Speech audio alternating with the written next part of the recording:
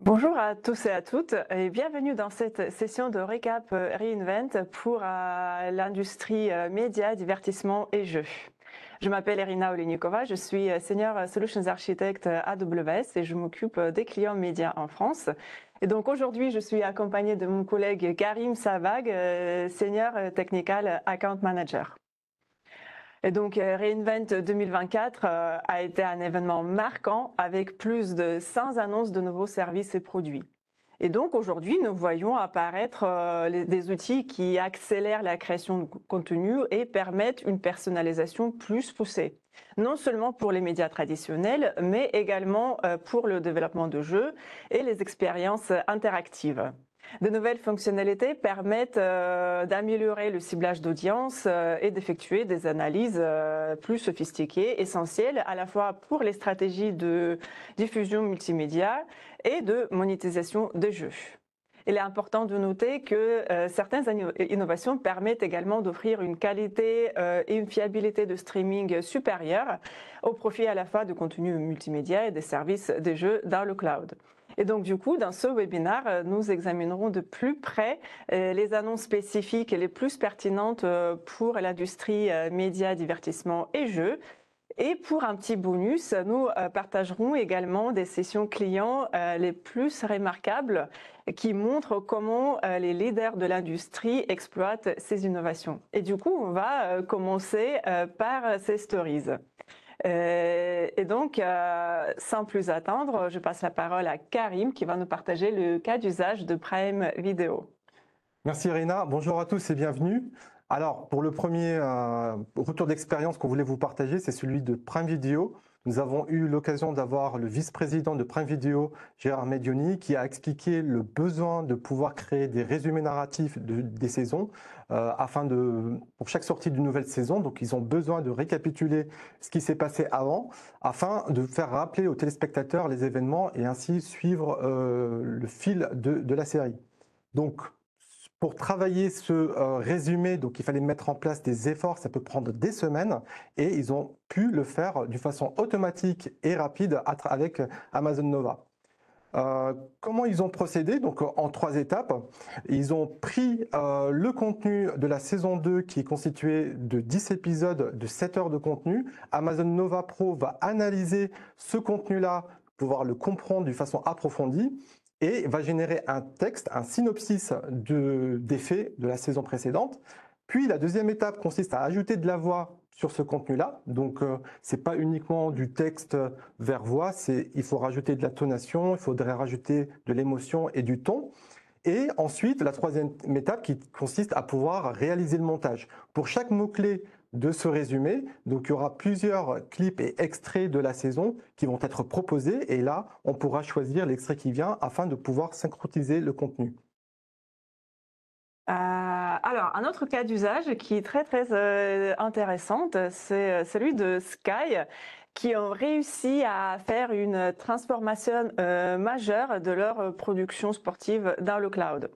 Et donc du coup, en fait, avec cette transformation, en fait, ils témoignent de comment, en fait, ils vont commencer à utiliser des ressources uniquement pendant l'événement, ce qui a permis de non seulement réduire les émissions de CO2, mais surtout, en fait, d'avoir cette capacité de produire plus de 3400 événements en 5 mois, avec jusqu'à 50 événements simultanés, ce qui est quand même très impressionnant. Lors de leur parcours de cette transformation, en fait, ils se sont appuyés beaucoup sur ces principes d'engineering. Donc du coup, à chaque fois, ils se posent des questions comme est-ce que tout est cloud natif? Est-ce qu'on peut tout connecter avec des API? Est-ce que tout est data-driven? En fait, c'est cette approche-là qui leur a permis de guider leurs ingénieurs et leurs développeurs à transformer leur approche. Et du coup, ils ont présenté ce schéma d'architecture. Et en fait, comme vous pouvez voir ici, tout s'appuie sur la couche data qui est en bas. Donc en fait, ils parlent de comment ils gèrent l'acquisition de droits, les data feeds des organisations de golf, tennis ou autres. Comment en fait ils font la corrélation de ces données-là pour par la suite produire le planning des événements. Et donc, du coup, en fait, une fois que qu'ils ont ce planning, en fait, ils peuvent commencer à utiliser ce qu'ils appellent Event Orchestration, donc en fait, la couche au milieu, pour pouvoir réserver de la capacité nécessaire.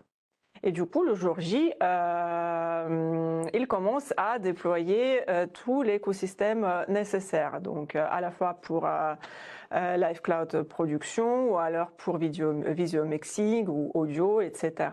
Et donc, en fait, ils automatisent tout ce qu'ils peuvent automatiser et ils scale up and down selon les besoins pour un événement spécifique. Et bien sûr, ils utilisent par la suite toutes ces données pour personnaliser encore plus l'expérience client dans leurs applications. Alors, il y a aussi le retour d'expérience de Warner Bros. Qui ont l'occasion de parler sur la diffusion des Jeux Olympiques 2024 en Europe spécialement. Donc, quelques chiffres qu'ils ont partagés, c'est qu'ils ont rassemblé plus de 215 millions de téléspectateurs. Ils ont diffusé 7 milliards de minutes pendant l'événement. Alors, ils ont aussi fait part de leur challenge, hein, comme chaque diffuseur. Ils ont des challenges de sécurité, notamment pour l'accès non autorisé qui impacte la confiance des clients, donc aussi la diffusion des contenus illégalement. La qualité, donc les téléspectateurs demandent encore plus sur les qualités, que ce soit 4K, HDR ou Atmos. Et enfin, les challenges de scalabilité, parce qu'il fallait pouvoir gérer des événements en simultané avec des millions de téléspectateurs, et tout ça sans interruption. Donc, pour pouvoir gérer cette scalabilité, donc ils ont une architecture simple basée sur CloudFront avec l'origine. Et ils savaient que pendant l'événement des 100 mètres, c'était un événement très attendu par des millions de téléspectateurs, que leur backend va être submergé de requêtes.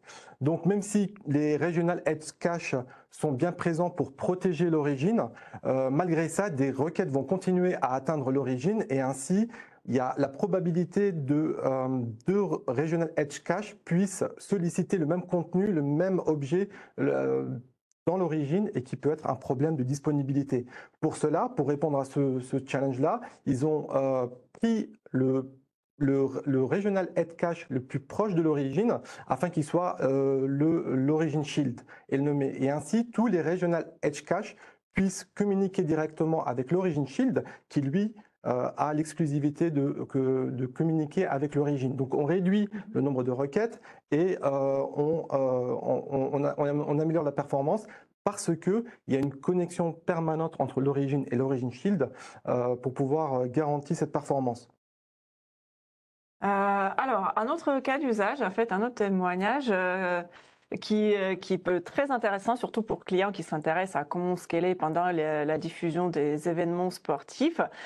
Donc, c'est le témoignage de Dream 11 Fantasy Sport, en fait, qui, eux, ils diffusent les matchs de cricket à Nantes. Donc, vous imaginez le scale de ces événements-là. Donc, en fait, Dream 11, ils ont plus de 220 millions d'utilisateurs avec jusqu'à 15 millions d'utilisateurs simultanés. Donc, imaginez l'infrastructure AWS derrière. Donc, en fait, là, on parle de dizaines de milliers des instances EC2, dont, en fait, 90% de ces instances sont du spot.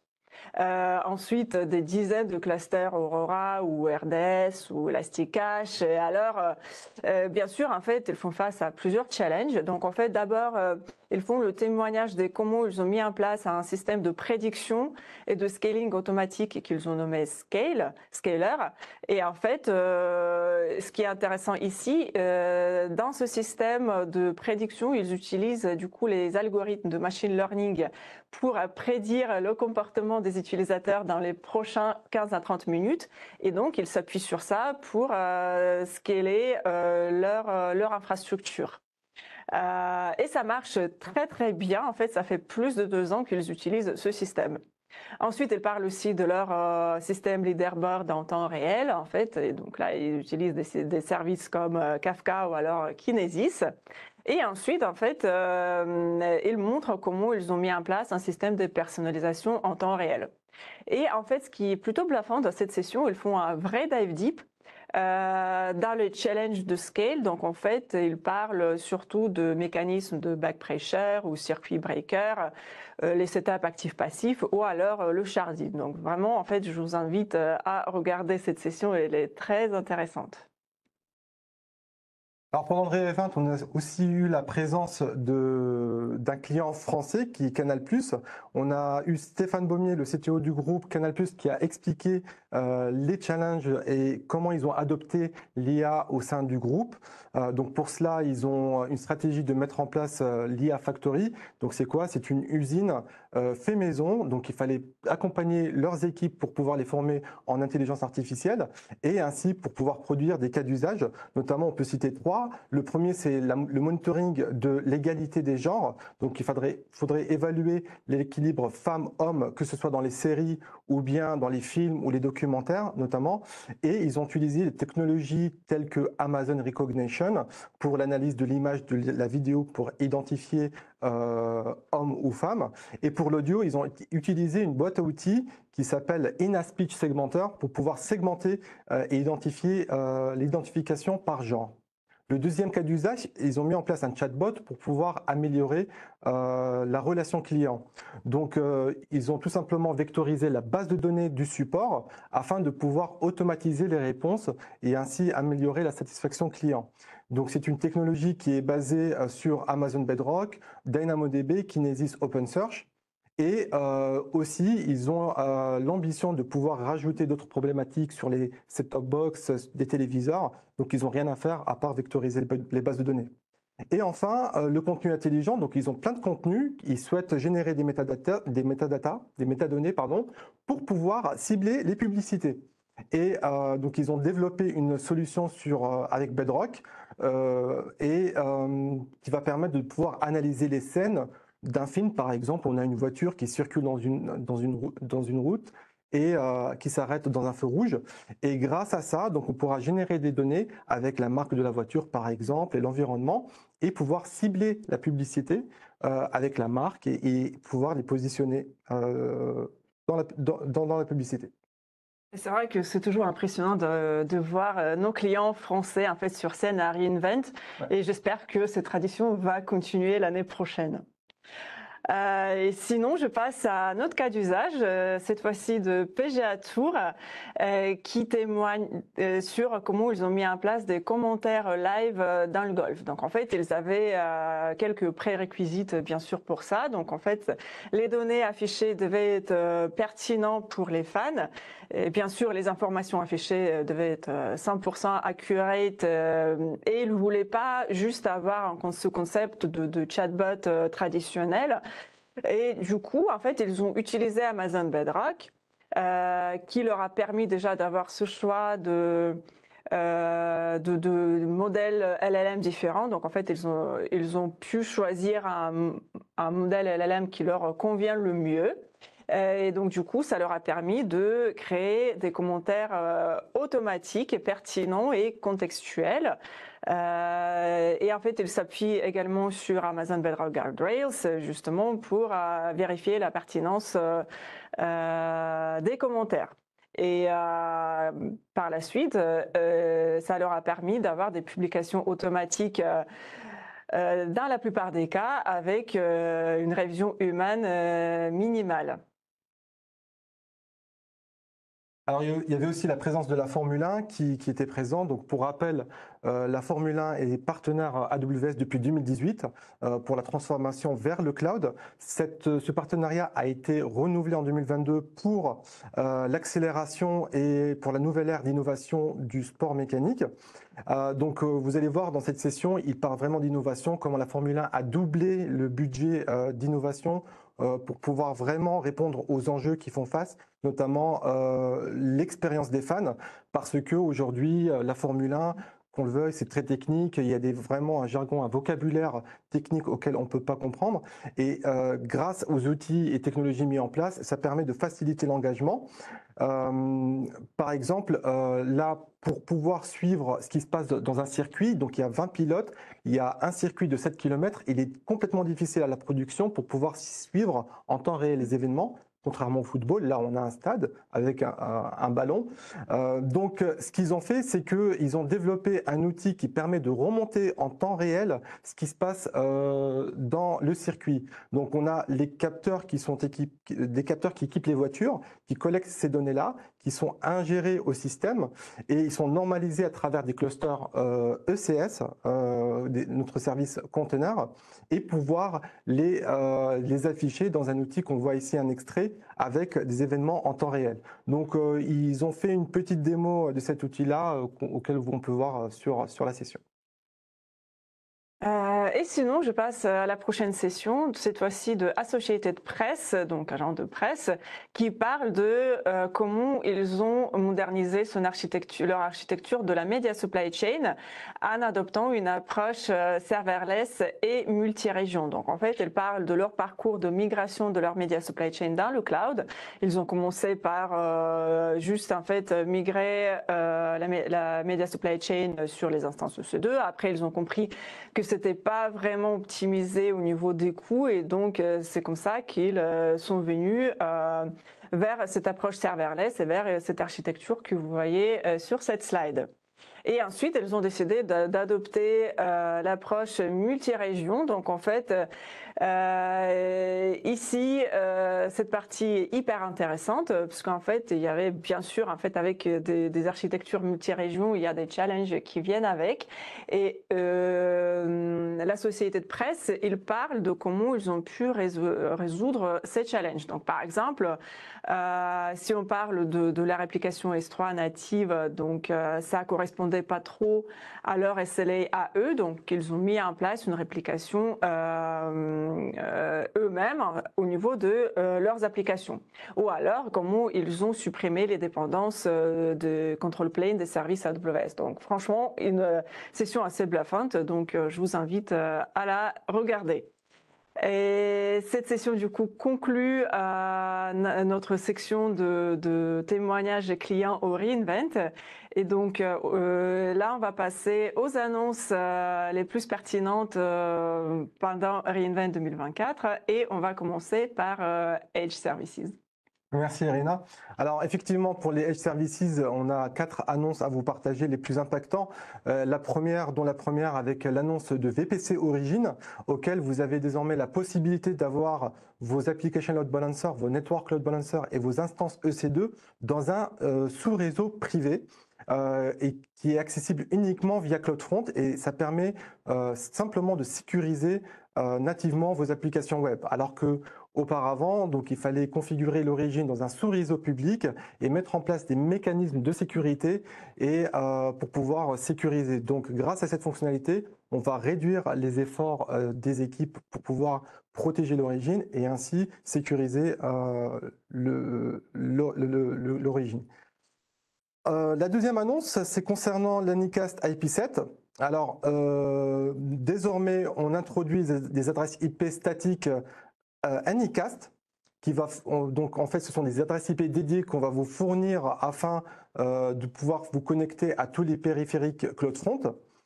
Généralement, CloudFront, lui, il gère le trafic avec des adresses IP renouvelées et désormais, vous pouvez configurer des adresses IP statiques auxquelles vous pouvez soit partager avec vos partenaires ou bien avec vos clients pour pouvoir sécuriser la communication. Un cas d'usage, par exemple, c'est de pouvoir autoriser ces adresses IP statiques dans les pare-feux réseau. La troisième annonce sur la partie Edge, c'est le CloudFront Origin Routing. Donc ça permet la modification d'origine avec CloudFront. Tout simplement, vous pouvez désormais le faire à travers CloudFront Function et créer votre logique pour pouvoir router votre trafic de l'utilisateur vers un origine. Par exemple, vous pouvez identifier l'emplacement géographique de l'utilisateur et en fonction de la présence du cache ou pas, donc ça va permettre de rediriger la demande vers une autre région AWS. Donc ainsi, on améliore efficacement la performance grâce à cette fonctionnalité, tout en sachant que cette fonctionnalité était déjà présente avec Lambda at Edge, mais elle est aujourd'hui présente avec CloudFront Function, qui est plus performant et moins cher que Lambda Edge. Et enfin, on clôture la partie Edge avec la dernière annonce sur Media Quality Aware Resiliency. En fait, c'est une fonctionnalité qui est intégrée entre CloudFront et les médias de service et va permettre de renforcer la résilience de votre flux média et tout en sélectionnant dynamiquement l'origine entre les régions et tout ça en se basant sur un score de qualité. Donc notamment, vous avez un flux, ce flux-là va être évalué par MediaLive et lui attribuer un score. Et CloudFront, lui, il va sélectionner l'origine Media Package en fonction de ce score-là. Et ainsi, donc vous avez une résilience assez efficace et pertinente pour assurer une qualité, une haute qualité pour vos téléspectateurs. Alors, sur la partie networking, nous avons aussi choisi quelques annonces qui pourraient être très pertinentes pour nos clients médias. Je commence par AWS Private Link qui permet désormais de partager de n'importe quelle ressource VPC à l'aide de AWS Resource Access Manager ou RAM, donc y compris les services natifs AWS, ou alors les noms de domaine ou les adresses IP d'un autre VPC. Ou par exemple les environnements on-premises. Donc du coup, les utilisateurs peuvent accéder à ces ressources partagées de la manière privée à l'aide des endpoints VPC. Et cette approche simplifie du coup l'intégration entre les applications, quel que soit leur emplacement. Ensuite, nous avons rajouté une connectivité cross-région au niveau de AWS Private Link, qui étend du coup les capacités des endpoints interface VPC. Et donc, les consommateurs de services peuvent désormais se connecter en privé aux services VPC dans d'autres régions AWS sans peering cross-région ni l'exposition à Internet public, ce qui est quand même très intéressant. Donc, en fait, ça va beaucoup simplifier les workloads des productions. Et on a également rajouté le support UDP. C'est vraiment ce nouveau fonctionnellement en fait rationalise également l'adoption d'IPv6 sur AWS, mais surtout ça va améliorer la performance de ce live streaming ou alors les applications médias interactives bien sûr. Nous avons également annoncé que l'application Load Balancer prend en charge désormais le basculement zonal et le basculement zonal automatique.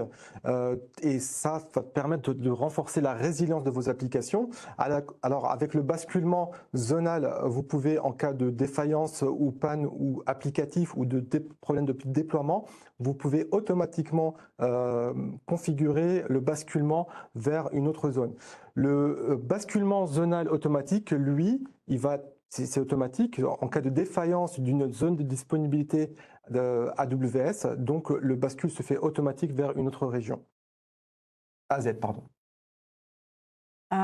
Et sinon, j'aimerais dire quelques mots sur les bases de données relationnelles. Et c'est vrai que, en fait, pendant le reInvent, nous avons fait une annonce majeure.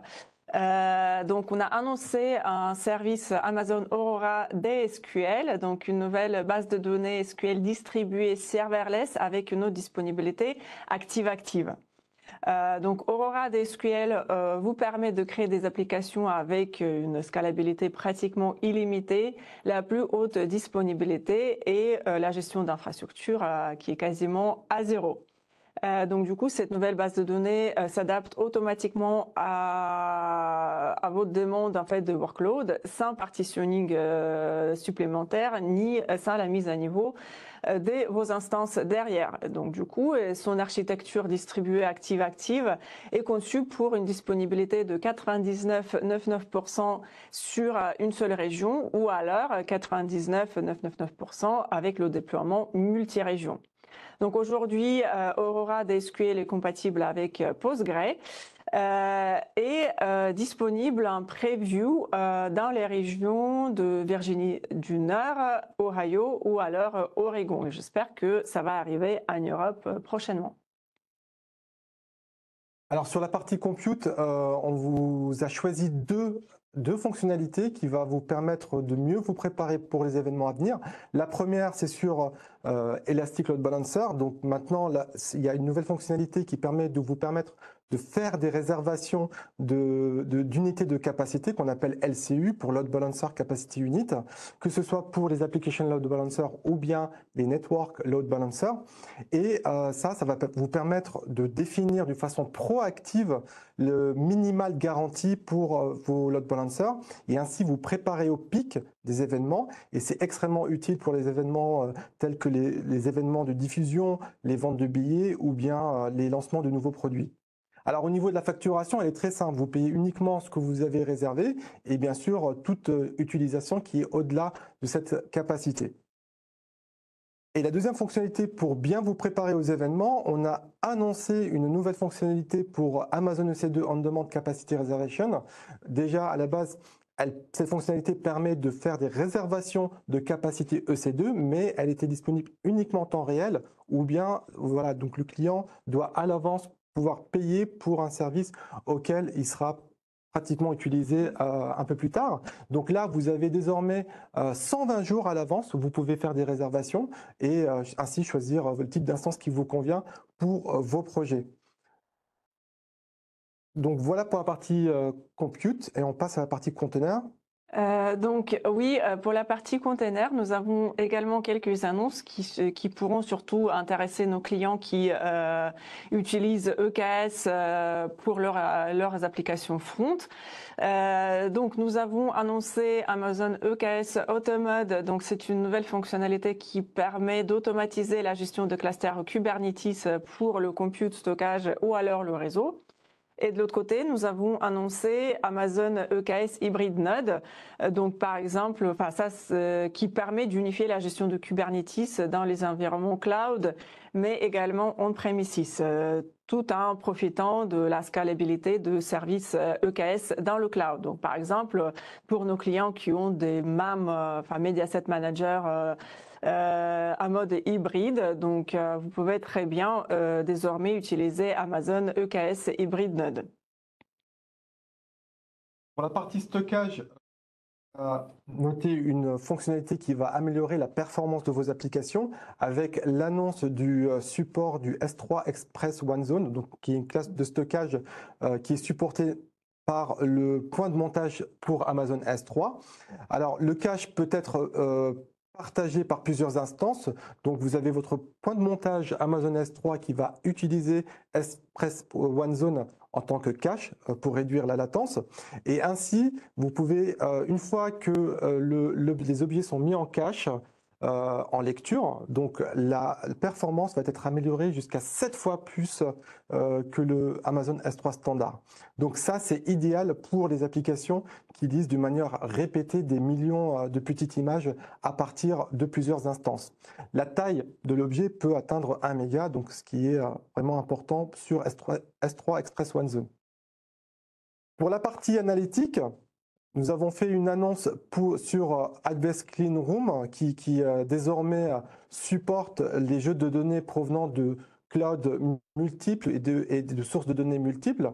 Et ce lancement permet aux entreprises partenaires de pouvoir collaborer avec des données stockées, que ce soit sur Snowflake par exemple ou bien sur Athena, et sans avoir à les déplacer, sans avoir à les partager. Donc là, on voit qu'il y a un coût qui est considérable, optimisé et ainsi c'est plus sécurisé. Et par exemple, si on prend l'exemple d'un éditeur de médias qui a ses données sur S3 et un annonceur qui a ses données sur Snowflake et qui peuvent analyser leur jeu de données collectif pour pouvoir évaluer par exemple les dépenses de l'annonceur sans avoir à construire des pipelines ETL ou bien de partager les données sous-jacentes entre eux. Et maintenant, j'aimerais passer sur la partie GenAI et on va commencer par les annonces les plus pertinentes pour la partie Amazon Bedrock. Pour commencer, nous avons annoncé Amazon Bedrock Marketplace qui représente une extension significative de notre écosystème de modèles de fondation avec l'accès à plus de 100 modèles de fondation. Cette marketplace sert de hub centralisé, si vous voulez, où les clients peuvent découvrir et déployer les modèles publics ou propriétaires qui répondent le mieux à leurs besoins spécifiques. Et les clients, du coup, peuvent déployer ces modèles également sur les endpoints SageMaker avec un contrôle total sur leur choix d'infrastructure, tout en bénéficiant bien sûr des API unifiés de Bedrock. Et sinon, nous avons également annoncé une inférence latency optimized pour les modèles Anthropic Claude 3.5 Haiku et Metalama 3.1 405B et 70B. Qui sont désormais disponibles en preview public. Ce qui est particulièrement intéressant, c'est que Claude 3.5 Haiku fonctionne désormais le plus rapidement possible sur AWS que partout ailleurs. Et ça a été confirmé par Anthropic eux-mêmes.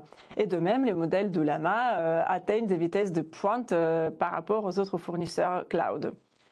Et donc, du coup, en fait, ça va être très utile, notamment pour des applications en temps réel ou alors les applications interactives IA. Et si je continue avec Amazon Bedrock, donc au niveau de Amazon Bedrock Knowledge Base, nous avons annoncé le support de GraphRag qui permet de combiner les techniques RAG avec les données graphiques pour fournir des réponses plus complexes, pertinentes et explicables.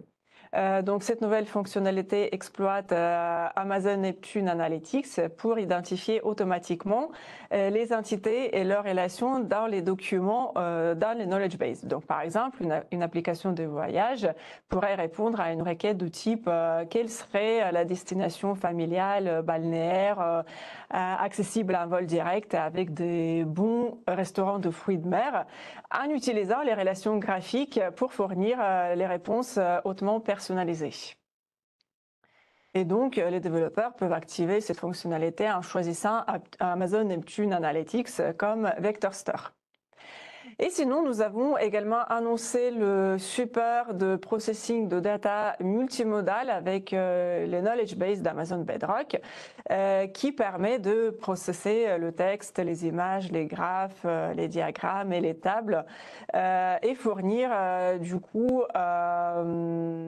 les workflows RAG managés et du coup ça permet de générer des réponses depuis les fichiers texte et visuels.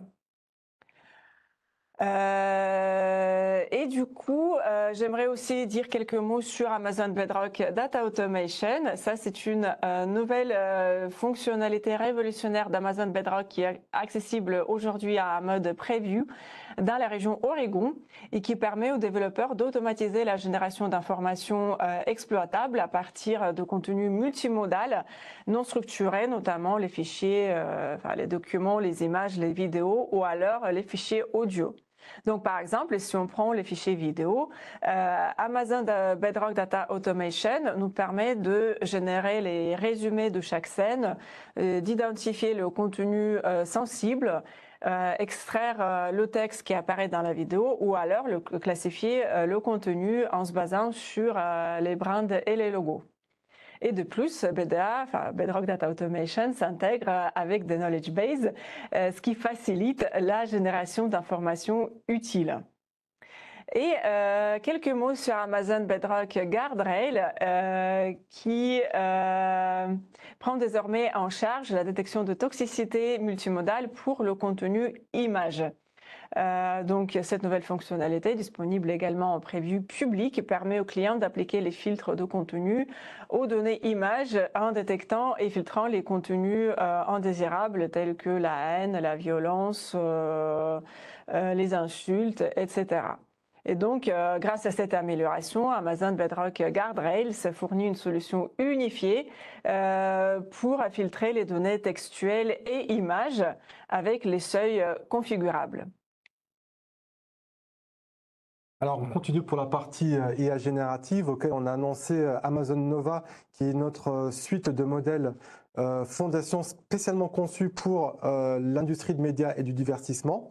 Alors, Amazon Nova, lui, il est disponible en plusieurs variants, auxquels nous allons voir dans le détail dans les prochains slides. Donc, mais Tout à l'heure, on a parlé des challenges d'Amazon Prime, notamment le besoin de pouvoir automatiser le process de création de contenu.